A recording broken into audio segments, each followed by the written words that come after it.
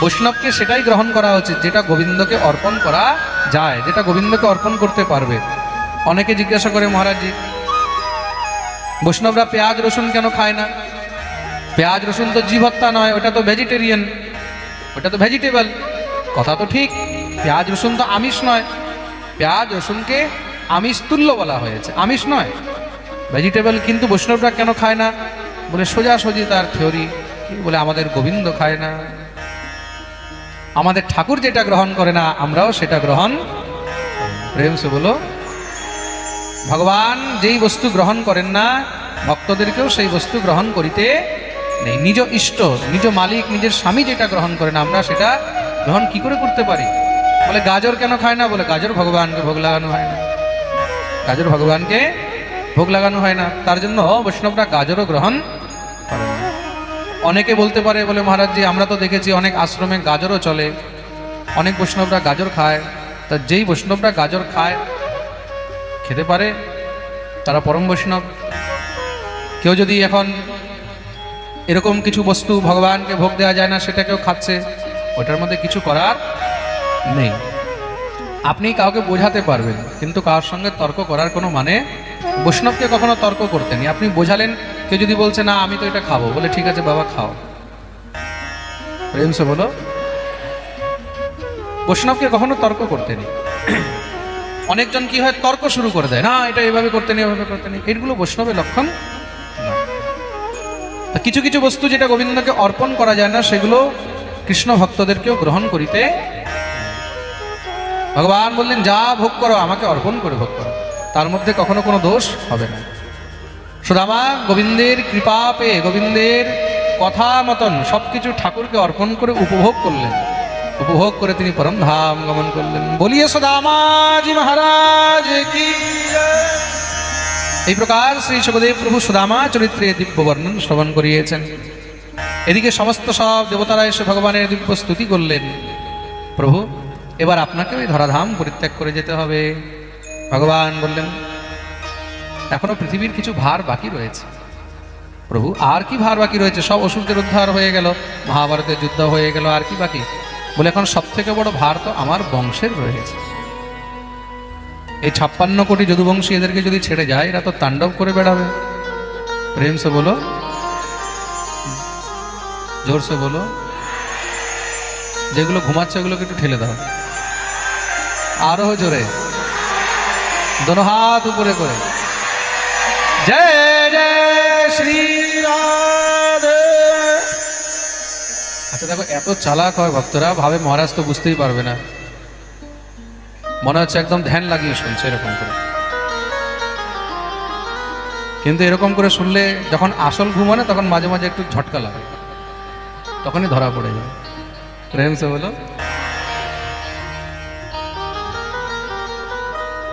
বেদ শ্রুতিগণ এসে স্তুতি করলেন জয় জয় জয় জামজিত দোষ গৃভীত গুণাম তমসি যদাত্মনা সমবরুদ্ধ সমস্ত ভগ अग जगदोक साम किल शक्त बोधकते क्वचिद जयात्मना चरतोनुचरे निगम।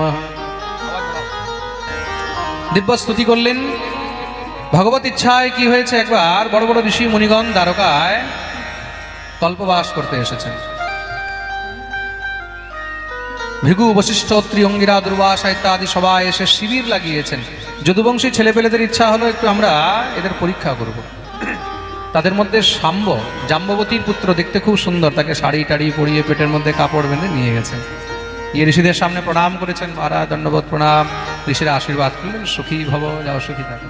মহারাজ আমাদের একটি জিজ্ঞাসা আছে, এটা আমাদের কুলবধূ, গর্ভবতী তো, বলুন তো এর গর্ভের থেকে ছেলে হবে না মেয়ে হবে? ঋষিরা তো অন্তর্যামী, তার জন্য ভাবলেন ভগবত সন্তান মুখ থেকে যদি কিছু বেরিয়ে যায়। তারা বললেন যাও এখান থেকে। তারা সব একটু অপমানিত করে ব্যঙ্গ করে বললেন, মনে হয় আপনারা সব ঢঙ্গি সাধু। কেন? বলে আসল সাধু হলে তো বলেই দিতেন। বাকিরা তো চুপ ছিলেন, কিন্তু দুর্বাসা আর থাকতে পারেননি, ক্রুদ্ধ হয়ে সাপ দিয়ে দিলেন, মূর্খ সাধুদের উপহাস করো, যাও এবং প্রলব্ধা মুনিঃ স্থাণুচু কুপিতা নৃপঃ জনয়স্যতি ভো মন্দাহমসলং কুলনাশনং। এর পেটের থেকে না ছেলে হবে না মেয়ে হবে, এমন মুসল বেরোবে যে মুসল দিয়ে সম্পূর্ণ যদুবংশের বিনাশ। এটাকে মৌসল পর্ব বলা হয়। সব যদুবংশী ছেলেরা দৌড়ে গিয়ে যখনই একান্তে সে কাপড় খুলেছে, মুষল বেরিয়েছে, সব ভয় কাঁপতে লেগেছে। গিয়ে মহারাজ উগ্রসেনকে বললেন, উগ্রসেন বললেন তাড়াতাড়ি ঘষে সমুদ্রের মধ্যে ভাসিয়ে দাও।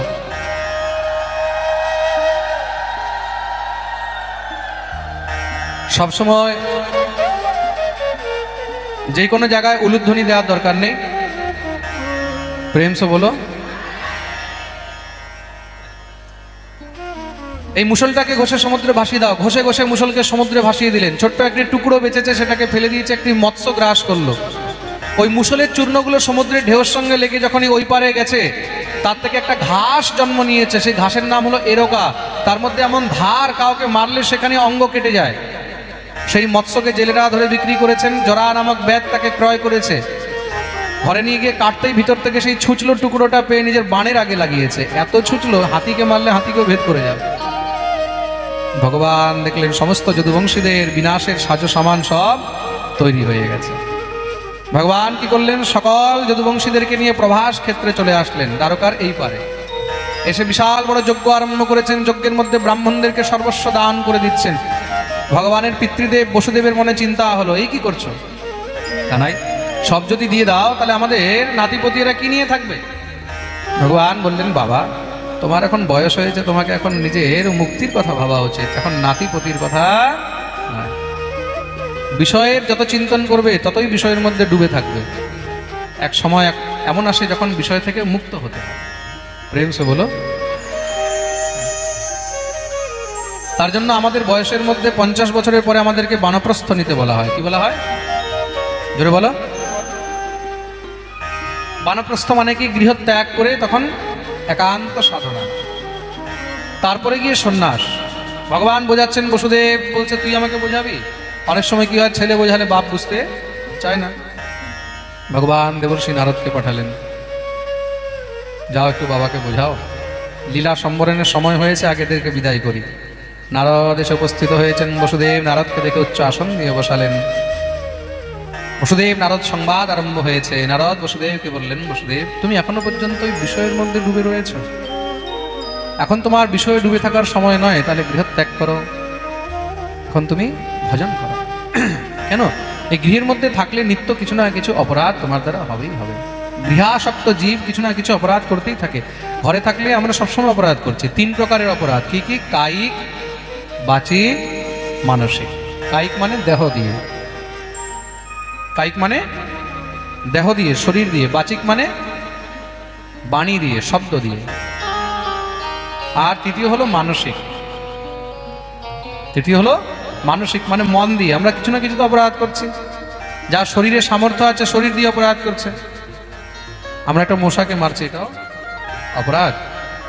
সে জানে না তার রক্ত চুষলে যে আমার কি গতি হবে, সে হলো অবোধ, কিন্তু আমরা তো তাকে মারছি, এটাও কিন্তু অপরাধ। প্রেম সে বলো। আমরা সংসারের মধ্যে অনেক প্রকারের অপরাধ করি, নিত্য অপরাধ অনেক প্রকার। আমি তো একটা ছোট কথা বললাম, মশা মারা। মানুষ তো কি কি মারছে ভগবান জানে, ঠিক কিনা? হ্যাঁ, কত মাথা মানুষ রোজ কাটছে, কত ঠ্যাং রোজ কাটছে, তাদের কি দুর্গতি হবে বিচার করে দেখো। ভাগবতে নরকবন লেখা রয়েছে, যে জীব হত্যা করে তাকে রন্ধন করে খায়, তাকে কি হয় জানো? কুম্ভী পাকে তপ্ত তেলে রন্ধয়তি। কুম্ভী পাক নরকের মধ্যে একদম গরম তেলের মধ্যে তাকেও ছেড়ে এইভাবে ফ্রাই করা হয়। প্রেম সে বলো। ভেবে দেখো, শরীরের মধ্যে একটা গরম তেলের ছিটা পড়লে তখন কেমন হয়, কেমন কষ্ট হয়।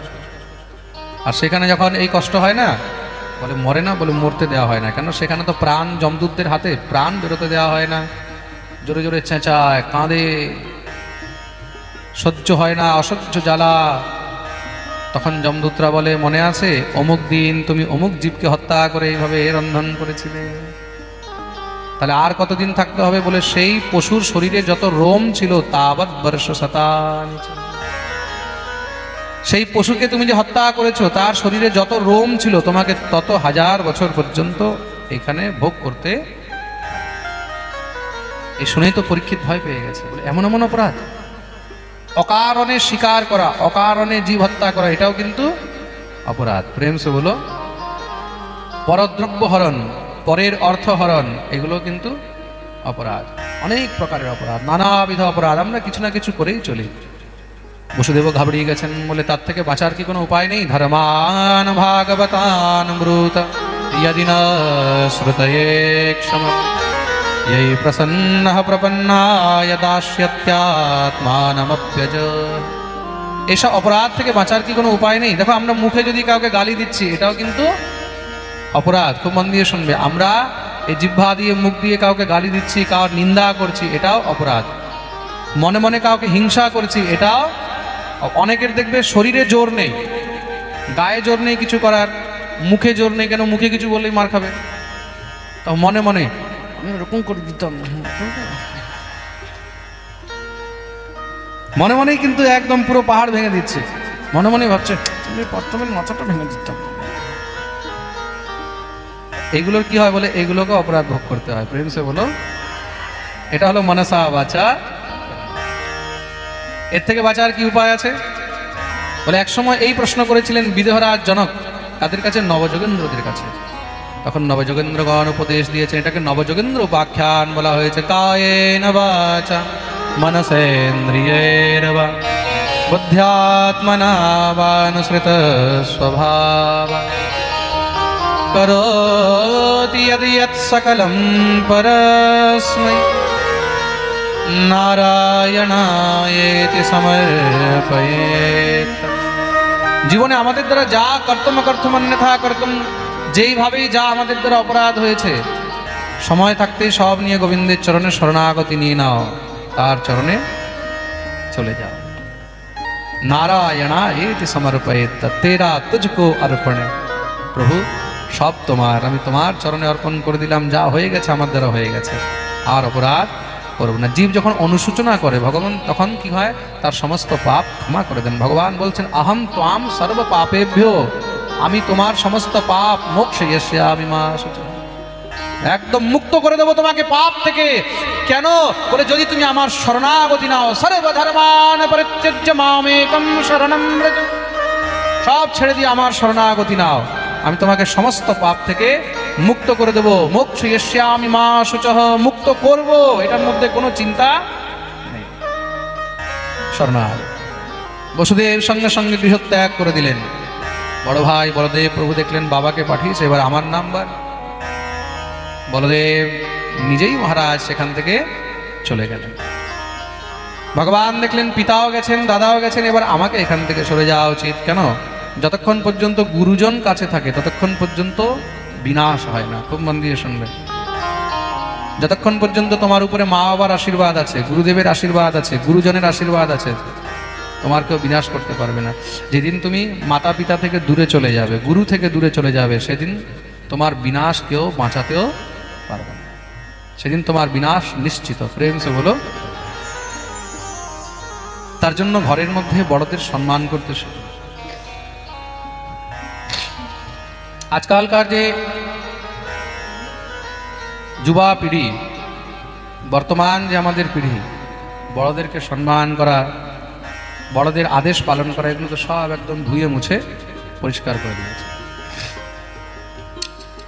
তাদের জীবনে দুঃখ কেন এত? দুঃখের কারণই হলো গুরুজনের জীবনের অনেক অনুভব থাকে, বড়দের জীবনের অনেক অনুভব থাকে। সেই অনুভব যখন তুমি সরিয়ে দাও, তখন জীবন অনুভববিহীন হয়ে যায়।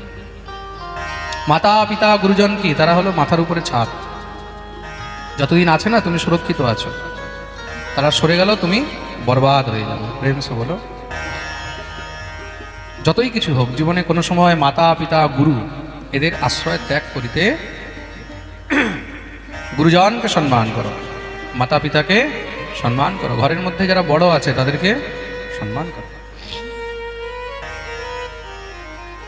এই প্রকার ভগবানও একান্তে চলে গেলেন। ভগবান যখন একান্তে গেছে, উদ্ধবের মনে চিন্তা হলো গোবিন্দ একান্তে গেছে, তার মানে আর বেশি সময়। মানুষ যখন একান্ত খুঁজে, তার মানে মনে রাখবে সে তখন এখন সংসার থেকে বিরক্ত হয়ে গেছে, তাকে আর কোনো জিনিসের প্রয়োজন। প্রেম সে বলো।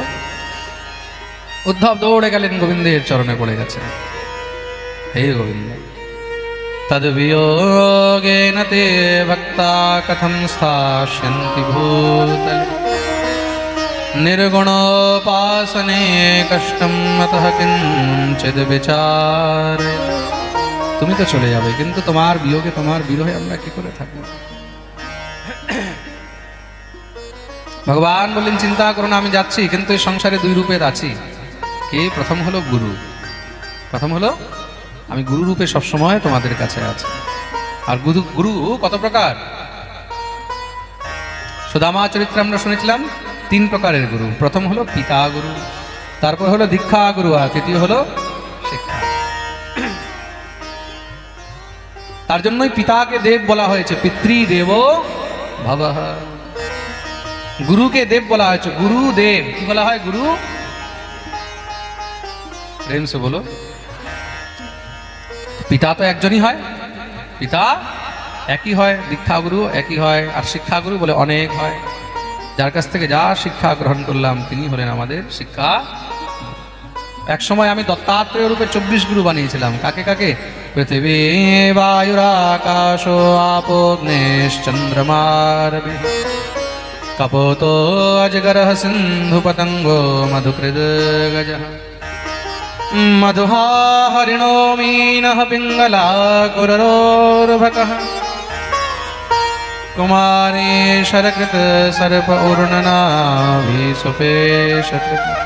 पृथ्वी के गुरु बानिয়েছে, आकाश के गुरु बानिয়েছে, चंद्रमा के गुरु बानिয়েছে, सूर्य के गुरु बानिয়েছে,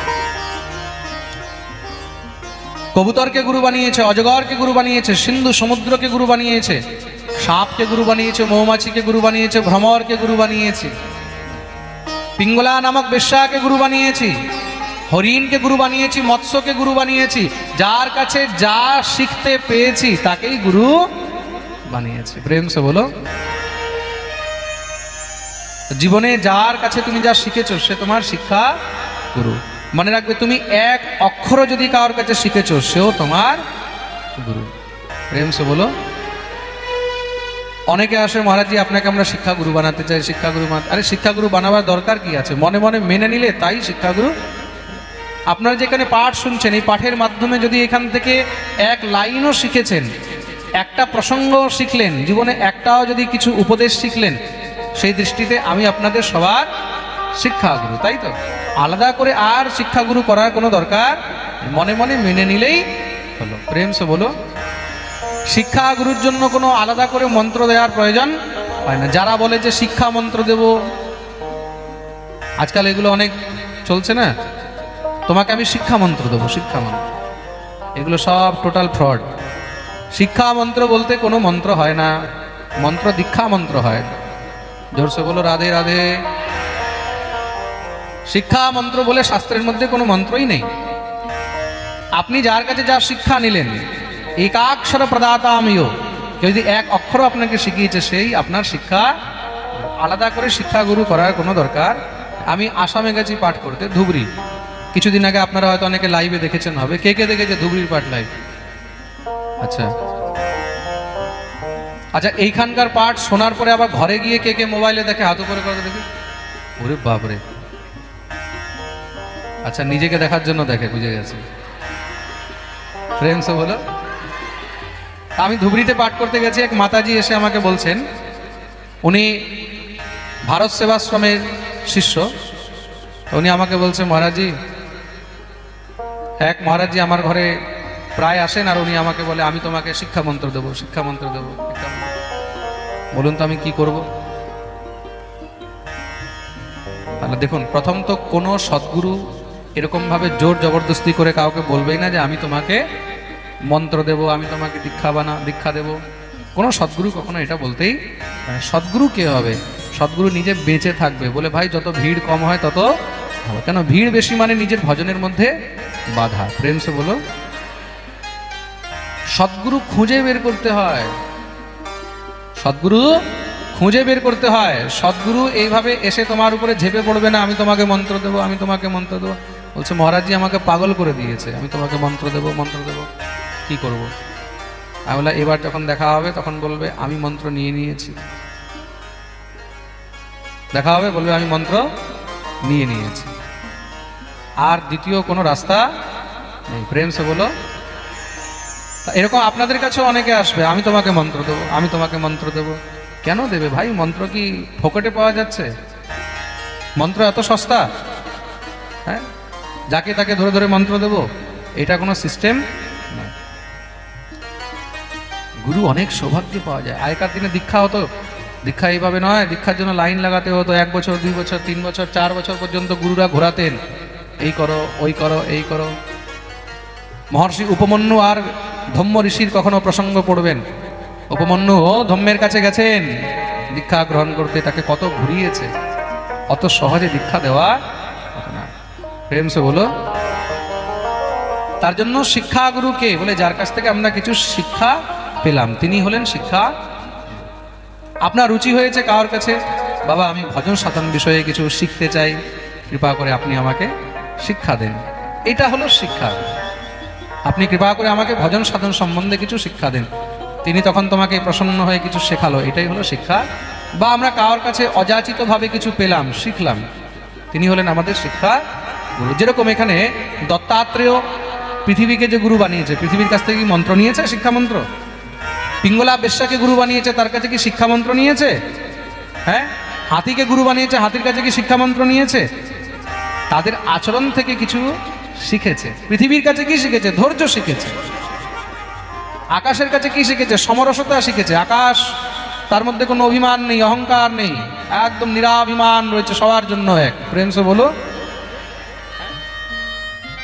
সূর্যের কাছে শিখেছেন, চন্দ্রের কাছে শিখেছেন, কবুতরের কাছে শিখেছেন, আলাদা আলাদা জীবের কাছে আলাদা আলাদা জিনিস শিখেছেন, তার জন্য তাকে শিক্ষাগুরু মেনেছেন। প্রেম সে বলো। আর দ্বিতীয় রূপ ভগবান বললেন, দ্বিতীয় রূপ হলো আমার বাঙ্ময় বিগ্রহ। সেটা কি? দেখতেই দেখতে ভগবান স্বকীয়ে নৈব ভবেৎ তেজো শ্রীমদ্ ভাগবতে দধা, নিজের সমস্ত তেজ নিয়ে ভাগবত রূপে প্রকট হয়ে গেলেন। বলিয়ে ভাগবত ভগবান কি। তার জন্য মহারাজ, এই ভাগবত হলো ভগবানের বাঙ্ময় বিগ্রহ, প্রত্যক্ষ শ্রীকৃষ্ণ। আজ থেকে যেখানে যেখানে ভাগবত শুনবে, ভাগবত দর্শন করবে, ভাগবতের আশ্রয় নেবে, সাক্ষাৎ আমার দর্শনের ফল হবে। কেন আমার মধ্যে আর ভাগবতের মধ্যে কোনো পার্থক্য। উদ্ধবকে ভাগবত দিয়ে ভগবান বিদায় করলেন। ভগবান এবার যোগে যুক্ত হয়েছেন, ধ্যানে যুক্ত হয়েছেন, একাগ্রচিত্ত হয়ে ভগবান এখানে ধ্যান করছেন। কেউ জিজ্ঞাসা করছে ভগবান কার ধ্যান করছেন? ভাগবতের মধ্যে শ্রী সুখদেব প্রভু কারোর নাম নেয়নি, কিন্তু ভগবান ধ্যান করছেন। তা ভগবান ধ্যান কার করেন? তো ভগবান শুধু একজনেরই ধ্যান করেন। যখন যখন ভগবানের মনের মধ্যে কারোর চিন্তা আসে, তখন শুধু একজনেরই ধ্যান করেন। কে জানো? তিনি হলেন শ্রী রাধা। রাধারানীর চিন্তন করলেই ভগবান মনে হয় সমস্ত একদম চিন্তা থেকে মুক্ত হয়ে গেল। রাধা রাধা रटत ही सब बाधा मिट जाए, कोटि जन्म की आपदा पल भर में कट जाए। राधा साध्यम साधनम यस्य राधा, मंत्रो राधा मंत्रदात्री च राधा। राधा राधा जीवनम यस्य राधा, राधा राधा वाचकम तस्य शेष। এদিকে কি হয়েছে? সমস্ত যদুবংশীগণ নিজের কাছে কোনো গুরুজনকে না পেয়ে ময়ূরক নামক মদিরা পান করে এমন বুদ্ধি ভ্রষ্ট হয়েছে, একজন আরেকজনকে মারামারি আরম্ভ করে দিয়েছে। দেখতে দেখতে অস্ত্র শস্ত্র সব শেষ, ওই ঘাসগুলোকে উঠিয়ে উঠিয়ে মারছে, আর এক এক করে সবার গোবিন্দায় নমো। 56 কোটি যদুবংশী একদম শেষ। চতুঃপঞ্চ অবশেষতম 4-5 জন বাকি ছিলেন। আর সেই জরাব্যাধ শিকার করতে করতে যখন দূর থেকে গোবিন্দের চরণ দেখেছে, চরণ দেখেই মারা, দূর থেকে কোনো মৃগ মনে করে বাণ মারতেই গোবিন্দের চরণে লেগেছে। অন্তর হৃদয়ে রাধার চিন্তন চলছিল, মুখ থেকে শব্দ বেরিয়ে গেছে রাধে। সঙ্গে সঙ্গে ব্যাধ দৌড়ে এসে গোবিন্দের চরণে পড়লেন। কি করলাম প্রভু? আমি আপনার চরণে বাণ মেরেছি। মৃগস্যাকারম তচ্চরণম বিব্যাদ মৃগশঙ্কয়া, আমি মৃগের আশঙ্কায় আপনার চরণে বাণ মেরেছি প্রভু, আমার অপরাধ ক্ষমা করুন। কাঁদতে লেগেছে। ভগবান বললেন না না না না, চিন্তা করো না। মা ভৈরজরে তমুত্তিষ্ঠ কাম এষ কৃতো হিমে, ইয়াহি ত্বম মদনুজ্ঞাতঃ স্বর্গম সুকৃতিনাম। আজকে আমার তোমার কিছু ঋণ শোধ হলো। পূর্বজন্মে আমি তোমাকে লুকিয়ে মেরেছিলাম, এই জন্মে তুমি আমাকে লুকিয়ে মেরেছো, हमारा तुम्हारा हिसाब बराबर। प्रेम से बोलो। মৃগয়ুরিব কপীন্দ্রম বিব্যধে লব্ধ ধর্মা। কে ছিল সে? বানররাজ বালি। ভগবান তার উপরে কৃপা করলেন, সেখানেই ভগবানকে প্রণাম করে ত্রিহ পরিক্রম্যতম নত্বা বিমানেন দেবম ইয়ো। বৈকুণ্ঠ থেকে বিমান এসেছে, নিজের দেহ ত্যাগ করে চতুর্ভুজ রূপ ধারণ করে পরম ধাম গমন করলেন। বলিয়ে ভক্তবৎসল ভগবান কি জয়। সমস্ত দেবতাগণ সে দিব্য ভগবানের স্তুতি আরম্ভ করেছেন। শুধু দেবতা নয়, পিতরহ সিদ্ধ গন্ধর্বা বিদ্যাধর মহোরগাচারণায়ক্ষ রক্ষাংসি কিন্নরাপ্সরসোদ্বিজাঃ গায়ন্তশ্চ গৃণন্তশ্চ শৌরে কর্মাণি জন্ম চ বভৃশুঃ পুষ্পবর্ষাণি বিমানা বলিভির্নব। পুষ্পবৃষ্টি হচ্ছে। পিতরগণ, সিদ্ধগণ, গন্ধর্বগণ, বিদ্যাধরগণ, চারণগণ, যক্ষগণ, রাক্ষসগণ, কিন্নরগণ, অপ্সরা, দ্বিজা মানে ব্রাহ্মণগণ, দেবতাগণ দ্রষ্টু কামা ভগবতো নির্যাণম পরমোৎসুকঃ। ভগবানের মহা নির্বাণ তারা দেখতে এসেছেন, যে প্রভু কি করে এই ধরাধাম ত্যাগ করে যাবে। ভিড় লেগে রয়েছে। কোথায়? বলে পৃথিবীতে না, পুরো আকাশ আচ্ছাদিত। ভগবান হাসছেন। ভগবান কেন? বলো গোবিন্দের মুখের মধ্যে হাসিটা সব সময় থাকে। যতই দুঃখ হোক, যতই কষ্ট হোক, জীবনে যতই কিছু হোক, ঠাকুরের মুখে হাসি কখনো শেষ হয়। এই সংসারের দুঃখের মধ্যেও, কষ্টের মধ্যেও, বড় থেকে বড় বিপত্তির মধ্যেও যদি কেউ হাসতে পারে, সে হলো আমার গোবিন্দ। এক হাসিতেই মনে হয় সব শেষ। তার হাসি দেখেই তো আমরা পাগল হয়ে যাই।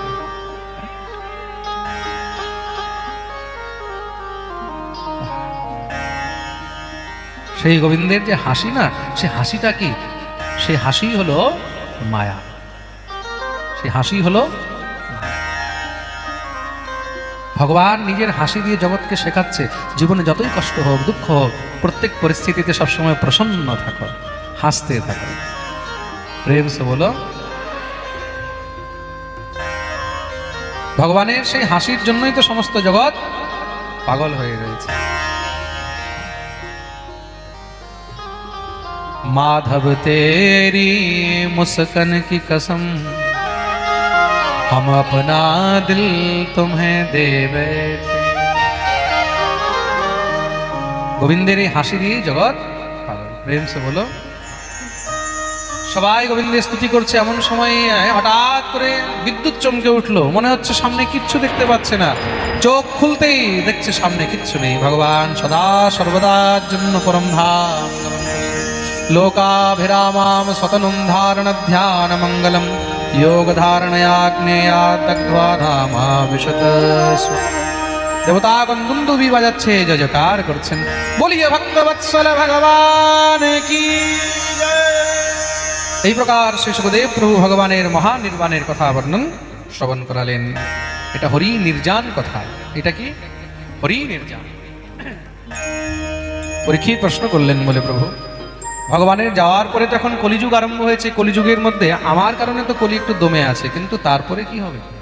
বলে তোমার পরে মগধবংশীয় রাজাগণ রাজত্ব করবে, তারপরে মহাপদ্মবংশ, নন্দবংশ, শুঙ্গ বংশ, কণ্ড বংশ, কঙ্ক বংশ, সেন বংশ, গুপ্ত বংশ ইত্যাদি রাজারা রাজত্ব করবে। দেখুন 5000 বছর আগে ভবিষ্যৎবাণী করে দিয়েছেন। তারপরে কে রাজত্ব করবে? বলে তৎপশ্চাৎ জবনগণ রাজত্ব করবে। কারা? জবন। জবন মানে যাদেরকে আমরা মুসলিম বলি। তারপরে বলে গুরুণ্ড। গুরুণ্ড মানে যাদেরকে আমরা ইংরেজ বলি। গুরুণ্ড মানে গোরা, একদম টকটকে ফর্সা ছিল না। তারপরে বলে রাজতন্ত্র শেষ, প্রজাতন্ত্র শুরু। আর প্রজাতন্ত্রের মধ্যে কি হবে? বলে অত্যন্ত অধর্ম বেড়ে যাবে। কি কি অধর্ম হবে? বলে স্ত্রী বাল গোদ্রজঘ্নাশ্চ পরদার ধনাদৃতা। স্ত্রী হত্যা, বাচ্চাদের হত্যা, ভ্রূণ হত্যা, গো হত্যা, মানুষ মানুষকে মেরে খাওয়া শুরু করবে, এমন অবস্থায় এসে যাবে। চারদিকে অধর্ম ত্রাহি ত্রাহি করবে। তখন সম্ভল গ্রাম মুখ্যস্য ব্রাহ্মণস্য মহাত্মনঃ ভবনে বিষ্ণু যশসঃ কল্কিঃ প্রাদুর্ভবিষ্যতি। ভগবান তখন সম্ভল গ্রামে বিষ্ণু যশ নামক ব্রাহ্মণের ঘরে সেখানে পুত্র রূপে জন্মগ্রহণ করবেন। নাম হবে কল্কি। बोलिए कल की भगवान की। ভগবান নিজের হাতে বিশাল বড় একটি তলোয়ার নিয়ে দেখতে দেখতে এক এক করে সব অপরাধীদেরকে পাপীদেরকে শেষ করবেন আর পুনরায় ধর্মের স্থাপনা করবেন। নবযুগ সত্যযুগ আরম্ভ হবে। यदा यदा हि धर्मस्य ग्लानिर्भवति भारत अभ्युत्थानमधर्मस्य तदात्मानं सृजाम्यहम् परित्राणाय साधूनां विनाशाय च दुष्कृतां धर्म संस्थापनार्थाय संभवामि युगे युगे। শ্রী সুখদেব প্রভু বলছেন, পরীক্ষিত এখন আর ভয় নেই তো? বলে, প্রভু এখন আর ভয় নেই। কেন? বুঝে গেছি যে এসেছে তাকে যেতেই হবে। কিন্তু যে ভগবত সন্নিধি নিয়ে গোবিন্দের কথা শ্রবণ করে ভগবতের শরণাগতি নিয়ে নিজের দেহত্যাগ করেছে তার কখনো অধোগতি হবে না। সর্প দংশনেও তার অধোগতি হবে না, নিশ্চয়ই পরমধাম গমন হবে। শ্রী সুখদেব প্রভু এবার হাসতে লাগলেন। তার মানে আমার 7 দিন পর্যন্ত তোমাকে উপদেশ করা, ভাগবত শোনানো আমার সফল হলো। এবার আমি নিশ্চিন্ত হয়ে যেতে পারি। দেখুন, বক্তার শোনানো কখন সফল? যখন শ্রোতা সেটাকে জীবনে অনুকরণ করে। প্রেম সে বলো, শ্রোতা যখন অনুকরণ করে। আজ থেকে আপনারাও একটি সংকল্প করবেন, এখানে আমাদের মধ্যেও যেই কোনো দোষ আছে আস্তে আস্তে সেই দোষগুলো থেকে আমরাও যেন মুক্ত হতে পারি। কেউ যদি খৈনি খায় সংকল্প করবে আজ থেকে খাবো না। কেউ যদি মুখে আগুন দেয় সংকল্প করবে না মরার পরেই যেন মুখে আগুন দিই, জীবিত থাকতে আর আগুন দেব না। প্রেম সে বলো, মানে বুঝেছো তো? হ্যাঁ, অনেকে জীবিতই মুখে আগুন দিচ্ছে। হ্যাঁ, ট্রেনের মধ্যে আমি আসছি, একবার দেখছি সামনে সিটের মধ্যে একজন ভদ্রলোক বিড়ি খাচ্ছে। মনে করলে আপনি বিড়ি খাচ্ছেন ট্রেনের মধ্যে, জানেন এগুলো কত খারাপ? এত লোকের মধ্যে বসে আপনি বিড়ি খাচ্ছেন। তো উনি আমাকে বললেন, এটা সাধারণ বিড়ি নয়। আচ্ছা, সাধারণ বিড়ি নয় তাহলে কেমন বিড়ি? বলে, দেখছেন বিড়ির মধ্যে এটা কি পেঁচানো হয়েছে না? সুতো। বলে, এটা হলো ব্রাহ্মণ বিড়ি। বিড়ির গায়ে পৈতা দেওয়া আছে। আপনি কি মনে করছেন সাধারণ বিড়ি খাচ্ছি? তো যে নেশাখুর হয় সে নিজের নেশাকে ঠিক রাখার জন্য যে কোনো তর্ক বানিয়ে দেয়। প্রেম সে বলো তো মহারাজ, প্রেম সে বলো। আজকে সংকল্প করবে এটা যে আমাদের মধ্যে যে কোনো দোষ আছে আস্তে আস্তে সেগুলোকে আমরাও যেন ত্যাগ, যে আমিষ খাচ্ছে আমিষ ত্যাগ করবো, একাদশী করছে না একাদশী করব। ঘরের মধ্যে ঝগড়া করছো, ঝগড়া করবো না। কিছু না কিছু সংকল্প করবে। প্রেম সে বলো। তার মানে কি? তখনই আমাদের এই কথা শ্রবণ করা সফল হলো। শ্রী সুখদেব প্রভু বললেন, তাহলে আমি নিশ্চিন্ত হয়ে যেতে পারি। পরীক্ষিত বললেন, প্রভু আগে আপনার পূজা তো করে দিন। সুখদেব প্রভুর দিব্য পূজন করলেন। যেই সুখদেব প্রভুর কৃপাতে আজকে আমরা ভাগবত পেয়েছি, সুখদেব প্রভু যদি না হতেন তাহলে আমরা এই ভাগবত পেতাম? কখনো পেতাম না। আমরাও সবাই মিলে সেই সুখদেব প্রভুর একটু পুজো করে নিই, ওনার চরণে বন্দন করব। আপনারা সব মানসিকভাবে পূজন করবেন। আর এখনই যারা যারা আজকে ভাগবতকে বিদায় করবে, ভাগবতের দক্ষিণা ইত্যাদি অর্পণ করবেন শ্রী সুখদেব প্রভুর চরণে, বা যারা যারা বৃদ্ধাশ্রম এবং আশ্রম নির্মাণে অর্পণ করবেন তারা এই সুখদেব পূজনের মধ্যেই অর্পণ করে দেবেন। তারপরে আমরা বাকি পাঠ শ্রবণ করব। আমাদের ভক্তরা আপনাদের মধ্যেই যাচ্ছে। আসুন সবাই মিলে শ্রী সুখদেব প্রভুর শ্রী চরণে বন্দন। বলিয়ে সুখদেব ভগবান কি, হরি কি কথা শোনানে वाले। আর আমাদের আরেকটা জিনিস রয়ে গেছে, প্রশ্নোত্তর। নাকি কি রয়ে গেছে? জোরে বলো। প্রশ্ন উত্তর। আমাদের পাঠের শেষে প্রশ্নোত্তর হবে আজকে, কেন কি এখন অনেক পাঠ আছে, ঠিক আছে না? আসুন সবাই মিলে আমরা শ্রী সুখদেব ভগবানের পূজা। ओ हरि की कथा सुनाने वाले, हरि का नाम सुनाने वाले, तुमको लाखों प्रणाम, तुमको लाखों प्रणाम, तुमको लाखों प्रणाम, तुमको लाखों प्रणाम। हरि की कथा सुनाने वाले, हरि का नाम सुनाने वाले, हरि कथा सुनाने वाले, हरि का नाम सुनाने वाले, तुमको लाखों प्रणाम, तुमको लाखों प्रणाम, तुमको लाखों प्रणाम, तुमको। মাঝখানে যারা দাঁড়িয়েছেন সব বসে যাবে, এখন দাঁড়াবার কিছু নেই, এখন নৃত্য নেই। নয়, যে যেখানে আছে সেখানে বসে যাবে। আপনাদের কাছেই ভক্তরা আসছে, যাকে যা অর্পণ করার আপনাদের কাছেই চলে আসছে। কেউ দাঁড়াবে না, সবাই নিজের জায়গায় বসবে। হরি বল।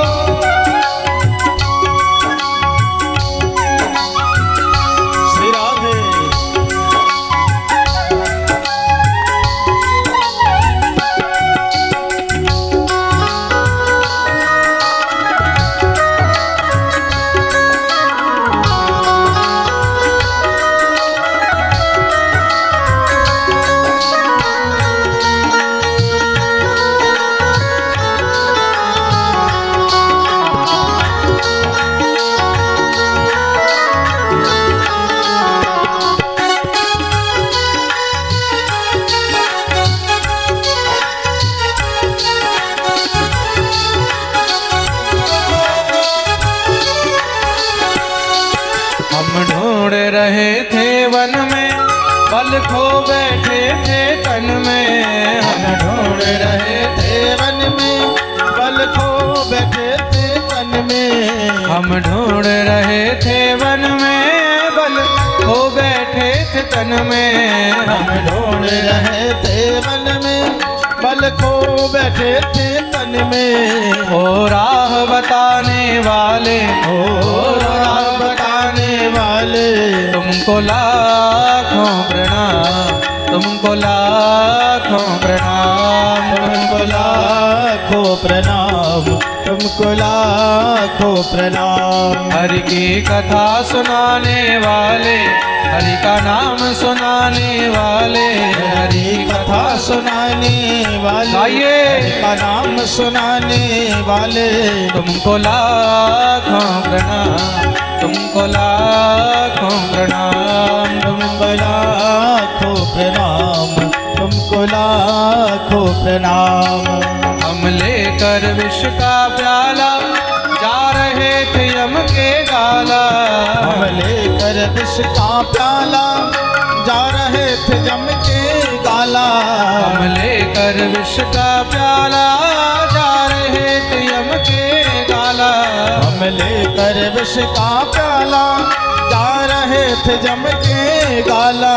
ओ सुधा पिलाने वाले, ओ सुधा पिलाने वाले, ओ अमृत पिलाने वाले, ओ अमृत पिलाने वाले, तुमको लाखों प्रणाम, तुमको लाखों प्रणाम, तुमको लाखों प्रणाम, तुमको लाखों प्रणाम। हरि की कथा सुनाने वाले, हरि का नाम सुनाने वाले, हरि की कथा सुनाने वाले, हरि का नाम सुनाने वाले, तुमको लाखों प्रणाम, तुमको लाखों प्रणाम, तुमको लाखों प्रणाम, तुमको लाखों प्रणाम, तुमको लाखों प्रणाम, तुमको लाखों प्रणाम, तुमको लाखों प्रणाम, तुमको लाखों प्रणाम। बोलिए सुखदेव भगवान की जय। श्री सुखदेव प्रभुर विदाय हलो। परीक्षित जी महाराज अनशन व्रत निये एकाग्र चित्त एकांत ध्यान अवस्थित हये बसे रयेछेन। तार पुत्र आवाज बाड़ाओ। परीक्षितेर पुत्र श्री जन्मेजय चारदिक दिए पाहारा बाड़िये दिएছে। एक থেকে এক বড় বড় ধনুর্ধর লাগিয়ে দিয়েছে। কোনো একটা মাছি দেখলে, মশা দেখলেও তাকে বাণ দিয়ে মেরে ফেলছে। তক্ষক সর্প আসছে দংশন করতে। তক্ষক বিচার করে দেখলো এইভাবে তো আমি ভিতরে ঢুকতে পারবো না, আমাকে মেরে ফেলবে। তা তক্ষক কি করলেন? একটি ব্রাহ্মণের রূপ ধারণ করলেন। কেন? ব্রাহ্মণের জন্য কোথাও কোনো বাধা নেই। তা ব্রাহ্মণের রূপ ধারণ করে যখন তক্ষক আসছে, রাস্তায় আরেকটি ব্রাহ্মণের সঙ্গে দেখা হয়েছে। সেই ব্রাহ্মণের নাম হলো কশ্যপ। ব্রাহ্মণের নাম কি? দুজনের মধ্যে বার্তালাপ শুরু হয়েছে, চর্চা শুরু হয়েছে। মনিটরে আওয়াজ নেই। দুজনের মধ্যে চর্চা শুরু হলো। একজন আরেকজনকে জিজ্ঞাসা করছে, তুমি কোথায় যাচ্ছ? বলছে, আমি পরীক্ষিতের কাছে যাচ্ছি। তক্ষক জিজ্ঞাসা করলেন, তুমি কি করতে যাচ্ছ ভাই? বলে, আমি শুনেছি পরীক্ষিতকে নাকি এক বিষধর সর্প তক্ষক দংশন করবে, আমি তাকে বাঁচাতে যাচ্ছি। তক্ষক তো শুনেই একদম চমকে গেছে। কেন, তক্ষক যদি একবার কাউকে দংশন করে কামড়ায় তাকে সংসারে কেউ বাঁচাতে পারে না। এই বেটা বলছে তাকে বাঁচাবে, কি করে সম্ভব? তক্ষক ভাবলো একবার তাহলে পরীক্ষা করে দেখি। তক্ষক বললেন, সত্যি তুমি বাঁচাতে পারবে? বলে হ্যাঁ। না হলে তুমি একবার টেস্ট করে দেখে নাও। সঙ্গে সঙ্গে তক্ষক কি করলেন, সেখানে একটি বিশাল বড় অশ্বত্থ বৃক্ষ, পিপল গাছ, তার উপরে মহারাজ এক কাঠুরিয়া দাঁড়িয়ে কাঠ কাটছিল। সেটাকে গিয়ে দংশন করতেই একদম জ্বলে ছাই হয়ে গেছে, এত বিষ তক্ষকের ভিতরে। যখনই ছাই হয়েছে, এবার কশ্যপকে বললেন এটাকে এবার জীবিত করে দেখাও। সঙ্গে সঙ্গে সেই হাতের মধ্যে জল নিয়েছে, নিয়ে মন্ত্র পড়ে অভিমন্ত্রিত করে যখনই ছুঁড়ে মেরেছে, বৃক্ষ একদম তরতাজা হয়ে জীবিত হয়ে। সেই কাঠুরিয়া জীবিত দেখেই তো তক্ষক ভয় পেয়ে গেছে, ভাই এ যদি এরকম করে দেয় তাহলে তো আমার সব মর্যাদা শেষ হয়ে যাবে। আচ্ছা ভাই, তুমি কেন বাঁচাতে যাচ্ছ পরীক্ষিতকে? বলে আমি গরিব ব্রাহ্মণ, রাজাকে বাঁচাবো, আমাকে ধনধান্য দেবে। বলে আমি তোমাকে ধনধান্য দিয়ে বিদায় করে দিচ্ছি। খুব অর্থ সম্পত্তি ধনধান্য দিয়ে বিদায় করে দিলেন। তক্ষক এসে প্রবিষ্ট হয়েছে মহারাজ সেই ভিড়ের মধ্যে, পরীক্ষিতের কাছে গেছে মহারাজ কিছু বলতে, কেউ বুঝতে পারেনি। তৎক্ষণাৎ তিনি কি করলেন, পরীক্ষিতকে সঙ্গে সঙ্গে সেখানে দংশন করে দিলেন। করেই তিনি অন্তর্ধান হয়ে গেছেন। সেখানেই পরীক্ষিত নিজের দেহত্যাগ করে দিব্য চতুর্ভুজ রূপ ধারণ করে প্রকট হলেন। বৈকুণ্ঠ থেকে বিমান এসেছে, সেই বিমানে বসে তিনি পরম ধাম গমন করলেন। বলিয়ে পরীক্ষিতজি মহারাজ কি জয়। জন্মেজয় পিতার মৃত্যুর প্রতিশোধ নেওয়ার জন্য সর্পসত্র যজ্ঞ করলেন। সর্পসত্রে সমেদ্ধাগ্ন দৈহমানান মহোরগান। সর্পসত্র যজ্ঞের মধ্যে এক এক করে সর্পগণ সব এসে এসে, বহুত প্রেসার লাগছে আমার, বলতে পারছি না, এত তাকত লাগছে, ব্যথা হয়ে গেছে এখানে পুরো। এক এক করে সর্পগণ সব এসে এসে তার মধ্যে উড়ে উড়ে পড়ছে। কিন্তু তক্ষক এখন আসছে না। তক্ষক কেন আসছে না? পুরোহিতকে জিজ্ঞাসা করলেন। পুরোহিত বললেন, দেবরাজ ইন্দ্র তাকে নিজের কাছে স্মরণ দিয়ে রেখেছে। বলে তাহলে একটা কাজ করো, ইন্দ্রকেও তক্ষকের সঙ্গে সহায় করে দাও। যেমন যজমান তেমন পুরোহিত, পুরোহিত মন্ত্র বলা আরম্ভ করে দিয়েছে। অনেক দূর থেকে আওয়াজ পাচ্ছি, কাছে কোনো আওয়াজই নেই, বহুত কষ্ট আজকে হয়েছে।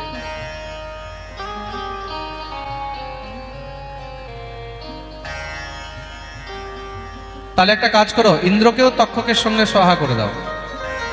পুরোহিত মন্ত্র বলা আরম্ভ করেছেন। সঙ্গে সঙ্গে দেবগুরু বৃহস্পতি, মা মনসার বরদপুত্র আস্তিক মুনিকে নিয়ে এসে উপস্থিত হয়েছেন। তাড়াতাড়ি করে গিয়ে যজ্ঞ বন্ধ করালেন। বন্ধ করো।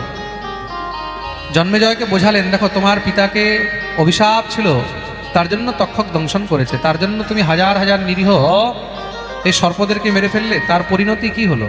তোমার পিতাকে ফিরে পেয়েছো বলে না, তাহলে তুমি শুধু অপরাধ করছো, তুমি শুধু অপরাধ করছো, এই অপরাধ বন্ধ করো। যজ্ঞ বন্ধ করালেন। সর্পগণ আশীর্বাদ দিয়েছেন, কার যদি সর্প ভয় হয় আস্তিক মুনির নাম নিলে সর্প ভয় থেকে মুক্তি হয়। জন্মেজয়ের মনে অনেক সংশয় ছিল, সংশয়ের সমাধানের জন্য, মনের শান্তির জন্য তিনি মহর্ষি বেদব্যাসের কাছে গেলেন। বেদব্যাস তাকে উপদেশ করলেন, আর সেই উপদেশে মন শান্ত হলো। সেই যে উপদেশ করেছেন সেই গ্রন্থের নাম হলো দেবী পুরাণ। গ্রন্থের নাম কি? জোরে বলো। দেবী পুরাণ, তাকে দেবী ভাগবত বলা হয়। বলিয়ে ভক্তবৎসল ভগবান কি। এই প্রকার শ্রী সুতজি মহারাজ শৌনকাদি ঋষিদেরকে সম্পূর্ণ শ্রীমদ্ ভাগবত শ্রবণ করালেন। শৌনকাদি মুনি শ্রী সুতজি মহারাজের কাছে প্রার্থনা করলেন, হে ঋষিবর, আমরা সম্পূর্ণ ভাগবত একবার সূক্ষ্ম রূপে শ্রবণ করতে চাই। শ্রী সুতজি মহারাজ সম্পূর্ণ ভাগবত সূক্ষ্ম রূপে শ্রবণ করাচ্ছেন। কেউ যদি 7 দিনের পাঠও না শুনে থাকে, এই অন্তিম দিনের পাঠ, তার মধ্যে এই অধ্যায় শ্রবণ করলে সম্পূর্ণ ভাগবত শ্রবণের ফল পাওয়া যায়। আসুন আমরা এই অন্তিম অধ্যায় শ্রবণ করব। দাদা कोई सेटिंग नहीं हो रही है, मुझे इतना कष्ट हो रहा है बोलने में, मेरे दर्द हो गया, इनमें तक दर्द हो गया बोलते बोलते। आवाज नहीं है, समझो मंच पे आवाज नहीं है।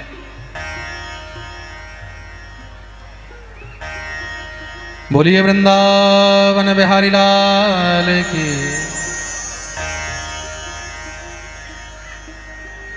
इतना बुरा सेटिंग 7 दिन में नहीं था।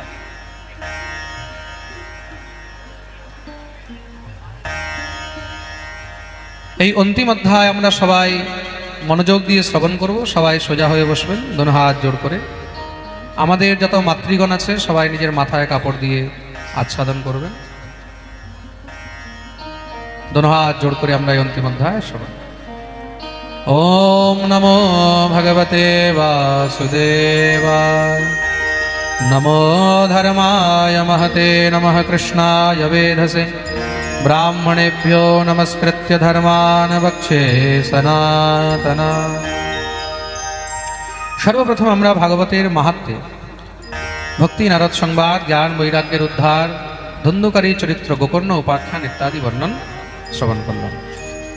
তারপরে প্রথম স্কন্ধে ভগবানের 24 অবতার বর্ণন, মহর্ষি বেদব্যাসকে নারদের উপদেশ, ভাগবতের রচনা, পরীক্ষিতের জন্ম বৃত্তান্ত, পরীক্ষিতকে শৃঙ্গী ঋষির অভিশাপ, অনশন ব্রতে বসা, শ্রী সুখদেব প্রভুর আগমন আর পরীক্ষিত দ্বারা সুখদেব প্রভুর চরণে জিজ্ঞাসা। দ্বিতীয় স্কন্ধে শ্রী সুখদেব প্রভু দ্বারা সদ্যমুক্তি ক্রমমুক্তি বর্ণন, ভাগবতের 10 লক্ষণের বর্ণন। তৃতীয় স্কন্ধে সৃষ্টি বর্ণন, সেই সৃষ্টির মধ্যে মনু শতরূপা থেকে কর্দম দেবহূতি বিবাহ এবং তাদের সন্ততি বর্ণন, কপিল চরিত্র ইত্যাদি আমরা শ্রবণ করলাম। চতুর্থ স্কন্ধে সতী চরিত্র, মহাদেব চরিত্র, তারপরে ধ্রুব চরিত্র ইত্যাদি আমরা শ্রবণ করলাম। পঞ্চম স্কন্ধে প্রিয়ব্রত চরিত্র, জড়ভরত চরিত্র, নরক বর্ণন। ষষ্ঠম স্কন্ধে নাম মহিমা, অজামিল উপাখ্যান, নারায়ণ কবচের মহিমা। সপ্তম স্কন্ধে প্রহ্লাদ চরিত্র, নৃসিংহ অবতারের কথা। অষ্টম স্কন্ধে গজেন্দ্র মুখ্য, সমুদ্র মন্থন, বামন অবতার। নবম স্কন্ধে সূর্যবংশ বর্ণন, অম্বরীশ চরিত্র, শ্রীরাম জন্ম, চন্দ্রবংশ বর্ণন। দশম স্কন্ধে কৃষ্ণ অবতার, ভগবানের বাল্যলীলা, মাখনচরী লীলা, গিরিরাজ গোবর্ধন ধারণ লীলা, মহারাজ লীলা, কংসবধ, ভগবানের বিবাহ এবং দ্বারকা লীলা, সুদামা চরিত্র ইত্যাদি আমরা দশম স্কন্ধে শ্রবণ করি। একাদশ স্কন্ধে ঋষিদের অভিশাপ যদুবংশীদেরকে, তৎপশ্চাৎ নবযোগেন্দ্র সংবাদ, দত্তাত্রেয়ের 24 গুরুর বর্ণন, সমস্ত যদুবংশীদের বিনাশ, ভগবানের স্বধাম গমন পর্যন্ত আমরা শ্রবণ করলাম। দ্বাদশ স্কন্ধে কলিযুগে রাজাদের বর্ণন, কলিযুগের লক্ষণ বর্ণন, শ্রী সুখদেব প্রভুর বিদায়, পরীক্ষিতের মুক্তি, জন্মেজয়ের সর্বসত্রযজ্ঞ ইত্যাদি আমরা বর্ণন শ্রবণ বলছেন। নিম্নগানাম যথা গঙ্গা দেবানাম অচ্যুতো যথা বৈষ্ণবানাম যথা শম্ভু পুরাণানাম ইদম তথা। সংসারের মধ্যে যেরকম সমস্ত সব নদীদের মধ্যে গঙ্গা হলো শ্রেষ্ঠ, তদ্রূপ সমস্ত দেবতাদের মধ্যে ভগবান শ্রী হরি হলেন সর্বশ্রেষ্ঠ। আর সেই রূপেই সংসারের সমস্ত বৈষ্ণবদের মধ্যে দেবাদিদেব মহাদেব হলেন সর্বশ্রেষ্ঠ। আর তদ্রূপই সংসারের সমস্ত শাস্ত্রগ্রন্থ পুরাণের মধ্যে শ্রীমদ্ ভাগবত হলেন সর্বশ্রেষ্ঠ। বলিয়ে ভাগবত ভগবান কি জয়। কেন ভগবান থেকে ভগবানের নামের মহিমা আরো বেশি, তার জন্য অন্তিম শ্লোকে নাম মহিমার বর্ণন করা হয়েছে। তার জন্য এই অন্তিম শ্লোক আমরা সবাই উচ্চারণ করব। আগে আগে আমি বলছি, পিছনে আপনারা উচ্চারণ করুন। नाम संकीर्तनम यस्य, नाम संकीर्तनम यस्य सर्वपाप प्रणाशनम, सर्वपाप प्रणाशनम, प्रणामो दुःख शमन, प्रणामो दुःख शमन, स्तं नमामि हरिं परम, स्तं नमामि हरिं परम। नाम संकीर्तनम यस्य, नाम संकीर्तनम यस्य सर्वपाप प्रणाशनम, सर्वपाप प्रणाशनम, प्रणामो दुःख शमन, प्रणामो दुःख शमन, स्तं नमामि हरिं परम, स्तं नमामि हरिं परम। हरे कृष्ण कृष्ण कृष्ण हरे हरे, हरे राम राम राम हरे हरे, हरे कृष्ण कृष्ण कृष्ण हरे हरे, हरे राम राम राम हरे हरे। बोलिए भागवत भगवान की जय। श्री वृंदावन बिहारी लाल की